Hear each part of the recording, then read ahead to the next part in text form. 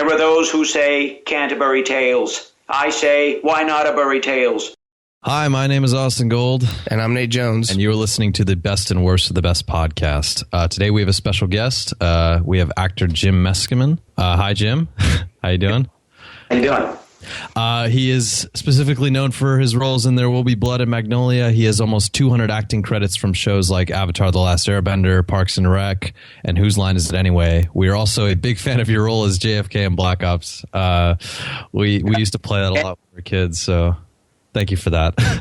You're welcome. Yeah. So I guess we'll start with our questions. The one that we've been most curious to ask you is probably what it is like to work with Paul Thomas Anderson. Well, in both the pictures I've worked on with Paul Thomas Anderson, Magnolia, and then later There Will Be Blood, I worked with him a very limited amount of time. Right. But I have a kind of a story that illustrates the way I feel about the guy.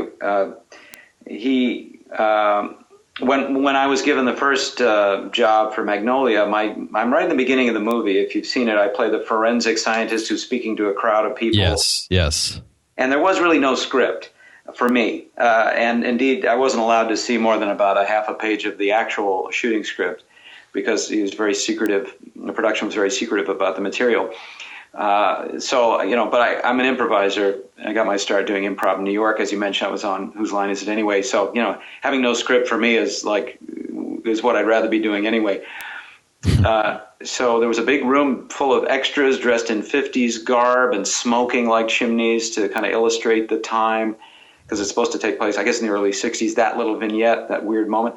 And I was talking about, being a coroner and coming across the bodies and stuff like that. And so the camera entered the room on an enormous crane.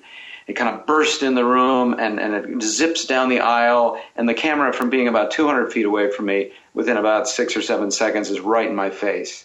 It's kind of like staring at a freight train coming back to you. I had to keep my cool and I had to think of something to say.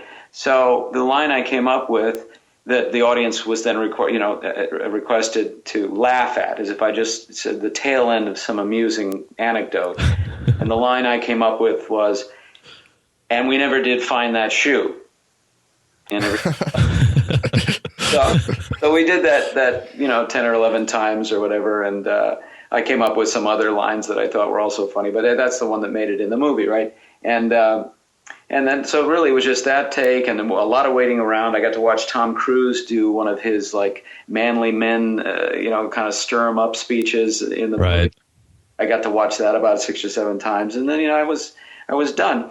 And then a few years later, I get the call that, well, they're casting another Paul Thomas Anderson movie, There Will Be Blood. And would you go down? And I went to Paramount. And, usually in these auditions, you don't expect to find the director early on in the process. I expected to read with a casting person, maybe go on videotape, whatever. Mm-hmm. To my surprise, she said, Cassandra Koulakundis, that was her name, and she said, well, Paul's in there, so you'll see him. And I'm like, really? He's in there? Yeah, okay. So I waited my little turn and finally walked into the room with Paul Thomas Anderson to read. And he looks at me and says, "And we never did find that shoe." So I thought that was kind of cool. That's really cool. It sounds like it sounds like he would create a memory out of that just from noticing you and be like, okay, I know where you're from. You're from a very prominent part of the film too, because it's such a weird part of the film, of Magnolia. You don't really know why it's really in place, and then you kind of figure it out towards the end of it, but. Yeah, it's a really cool part. Yeah, it was a strange little part, and I've subsequently met some other actor that's in one of those parts too in the beginning. Yeah, that little part is we're sort of in the DNA of the film, just a little teeny bit. Right, exactly. Screening, when I remember going to see the screening, and my wife and I are there, and I have no idea what this movie's about. Mm-hmm. And my part is over in about 4 seconds. And then we watch the rest of the movie, and by the time the frogs are falling out of the sky, we're like, what the hell is this movie? What did I sign up for? That's hilarious. Yeah, no, it's such a weird movie. He's always so out there and far-fetched. Really, really out there, yeah. So you said, they didn't really give you a script to work from in Magnolia, right? And then in There Will Be Blood, you're in the that kind of not really first scene, but the first scene where Daniel and his son are talking. What do you have to do to prepare for that kind of role? I mean, how much work is there before you get on camera? Well, I mean, luckily, I had a lot of waiting time.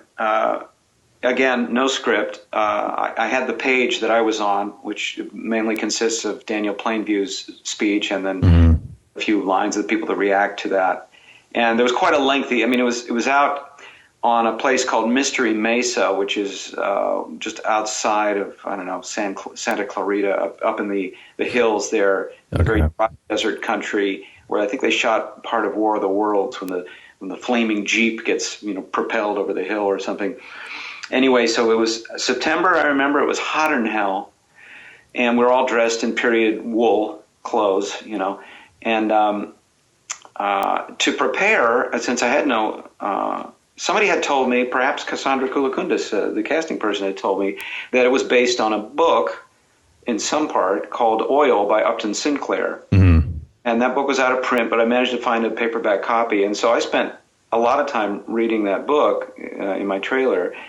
And it wasn't until I saw the whole movie that I realized that the book, which is about 500 pages long, and which is actually a very capable and enjoyable book, the book and the film part company very thoroughly at about page 70. The movie takes a hard left. For instance, Plainview, it's got a different name in the book, but Daniel Day-Lewis's character in the book does not become a bitter psychotic. His son doesn't go deaf. It's a very different saga. Yeah, he actually remains a pretty lovable guy. Not at all the kind of tormented character that. That's crazy. Wow. Yeah. So I think I don't know anything about the way Paul Thomas Anderson works, but my concept was that he was reading it in Europe and he found something that tickled his imagination. And indeed, that speech that he says in the scene that I'm in is more or less verbatim from the book.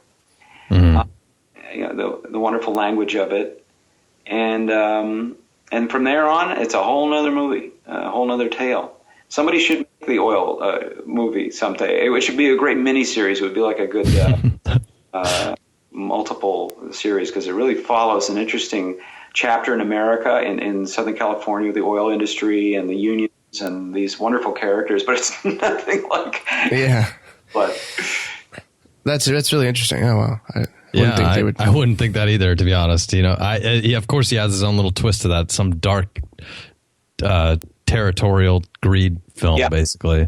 Totally. Well, it would be like you're reading the Bible and you get to Noah's Ark, and all of a sudden, you see the movie of the Bible, and actually, maybe it was the Russell Crowe movie. Maybe took off, but it was like if suddenly he turns into a power boat and zips around the. So from what you've seen from him, you said you haven't seen a lot from him as far as directing, but it doesn't sound like he has very much set up except for the build actors. Set up, you mean in advance where you have to prepare and for the scene as a whole. Like, does he have a shot list set up, or is it just kind of? Boy, I'm sure he does, but I mean, he would not. I was not privy to any of that, and we were all waiting around to see what was going to happen. Gotcha. When we got into the house to shoot. And it was me and Paul F. Tompkins was there. Oh, yeah. If you've talked to him about it. And honestly, it was so hot, you wouldn't believe it. It was already like over 100 degrees. Plus, they had this house. It was supposed to be a night shoot, so they had built this little house out in the desert, a full-on little house, and draped the entire thing in black cloth. Oh, man. Essentially in a kind of an oven shooting and, just schwitzing tremendously. But he did encourage a little bit of improv, I remember. There was another person that had an outburst. I can't remember the actor's name, but he encouraged him to kind of get into a thing with Daniel Day-Lewis. Mm-hmm. Daniel Day-Lewis, when I met him, and I had no idea that he was going to become, this psychotic later on in the show. He was very convivial, very kind, very, very warm. Wow. In character, totally. But the more the friendly Daniel Plainview, diplomatic, I would say, and I had no inkling of who turned into.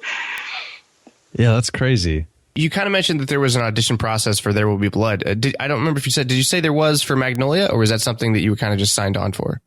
Boy, you know, I don't think there was. I think I just got hired. I don't remember the audition process for Magnolia, but yeah, for There Will Be Blood, definitely. And I actually read for a different character in There Will Be Blood. I actually read for his aide de camp. There's a British actor, I think, that originally that got the role. His name escapes me for the moment. Terrific British actor who was in Game of Thrones. Yeah, he plays Mance Rayder in Game of Thrones. Exactly. I know who you're talking about. Exactly. Yeah. He's got a great face. I didn't know he was a Brit because he doesn't say a word, I don't think, in There Will Be Blood. Oh, wow. But anyway, yeah, so I did read and was surprised to Do you know if that was the first thing on the schedule, or was it later on in the shoot? I don't know. Okay. I have the feeling that it was probably shot more or less in sequence. I think they went off to, is it Mena, Texas, or yeah, we're not sure about that. It sounds about right though. I thought it was filmed in where like Santa Clarita and like over in the desert area over in California, but that early stuff, yeah. But then they went yeah. off extended stuff. They went off to, I believe it's Texas, a place they found in Texas that was very, okay for their purposes. So was the tone different from each film, or were you just able? Was it very much the same?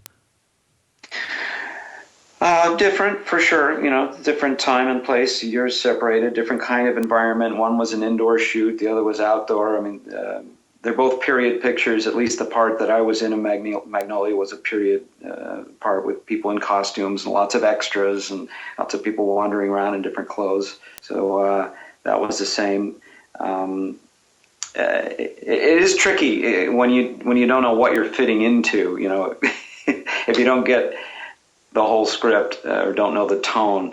So, you know, one thing I think Paul Thomas Anderson, PTA, enjoys is having improvisational actors. I mean, he hires a lot of comedians and actually a lot of voiceover people, I think, too, as well. And people that are known for different things, that are people that are fairly elastic with their skills and that can come in and sort of fill whatever need. If he gets an idea, I think he's rather spontaneous as well.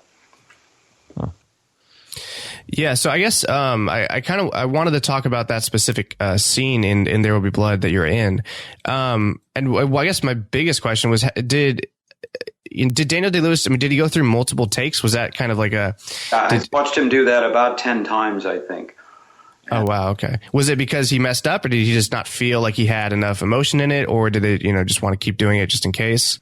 Yeah, it wasn't because he messed up. It was just for variety's sake. He, to my knowledge, he didn't. In my recollection, he didn't mess up in the classic sense of, oh, I said the wrong thing. There was no moment like that with Daniel Day-Lewis. He was absolutely loaded for bear. And it was an education, actually, to watch for an actor to see him do that speech over and over again. And it's a very straightforward speech. As I say, it's from the original materials. And he just delivers it. This is what he's doing. Very simple, no bells and whistles. There were some changes, as I said, with Paul Thomas Anderson asking one or another of us who were interacting with Daniel to do things in a slightly different way, or to let things get really heated, or whatever. And in the end, the take that they chose was a fairly moderate one, but there were ones where the exchanges were much more heated. Yeah, it's a great scene too. I mean, it starts off the dialogue to begin with in the film, and you could feel the atmosphere just from Daniel's speech and how like they're just like, are you kidding me? Like, you're really gonna try and take all of our oil here? Beautiful. Also, the way the photography, I think, is just sensational. Yeah. Some shots, the way they evolve. There's one shot later in the film where he's supervising a lot of pipe being dug into the ground, and he sees his son, and I don't know, the camera meanders around and finally lands on it starts off as a kind of a tracking shot, and then is like a wider shot, and then it gets into a two shot or something like that, and it just takes this wonderful visual storytelling that's quite brilliant. If there's anything that I was a little disappointed in, it's not a criticism really, but just that I had read this book, Oil, and I thought, well, maybe it'll have that kind of positive kind of slant to it. But it's really just grim. It's a grim tale. Seems like you do quite a bit of, voice acting and comedy, and you even do your own audio books too. I have a book coming out. Actually, it's available on audio on audible.com today and releases next week. Battlefield Earth. I'm told it's the longest science fiction audiobook ever produced at 47 and a half hours. I directed that, and that's got a cast of terrific voices from the world of animation. Scott Menville, Fred Tatasciore, Josh Clark, and Phil Proctor, Stefan Rudnicki, a whole bunch of really great performers. Corey Burton, the great Corey Burton, you may know his name. So I did a while ago, and I keep my hand in audiobooks, and I also do a lot of voiceovers for film and television, and then appear on camera as well. What do you enjoy more? Do you enjoy being behind a mic and kind of getting to create a character just from your voice and your mannerisms? Or is it something do you like more serious acting, more There Will Be Blood, Magnolia style? Well, I like them all. I mean, they're all different, right? I'm also I like to paint. But there is something wonderful about being able to create a character completely vocally. Or slip into something. And in fact, I have a viral video, Shakespeare in Celebrity Voices, that has over 1 million views of me doing a speech from Shakespeare in celebrity, different, like 24 different celebrity voices. There is something really fun about it. And I noticed that audiences respond very, very well and very warmly to impressions and vocal performances. Plus, it's somewhat easy to do. You can I have a booth in my house. I can do quite a bit of work from there. But I would love to be in another picture like There Will Be Blood, another picture where I get to wear uncomfortable wool, out in the sunshine would be fantastic. Bowler hat, maybe a chaw of tobacco. This might be a stretch, but would you mind doing the JFK impression? Lock and load. It's Darby. Call J. Edgar Hoover. Bar the doors. That's perfect. That's perfect. Yeah, that's all basically the background of our childhood right there. Yeah. It's playing that game. There are those who say Canterbury Tales. I say, why not a Bury Tales? Oh man. Well, Jim, we thank you for coming on. It's been a pleasure. Thank you for giving us all that information, and I hope to see more of your work in the future. Very much. I'll talk to you again sometime. Thanks for having me on the show. Yeah, we really appreciate it. Have a nice day.